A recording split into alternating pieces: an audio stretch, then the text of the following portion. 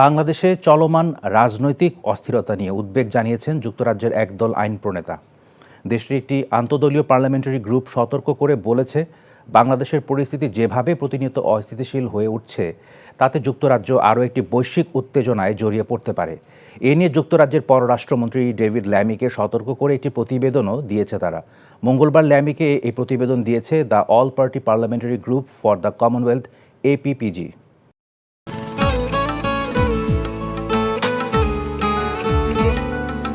আপনার নামটা? নীলা। রাহুল। রবি, এই মেয়েটারে তোর ভাবি সবাই কেমন লাগবে?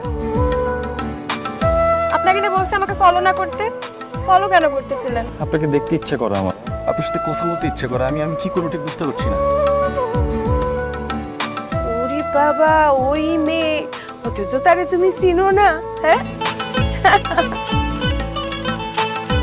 কি মায়ায় তাকাও তুমি, একটু দেখে চোখের খেয়াল, তোমায় দেখার তৃষ্ণা ভীষণ। ভালোবাসায় বুঝি দেনা পাওনা থাকে? অবশ্যই থাকি, ভালোবাসা সবকিছু থাকে।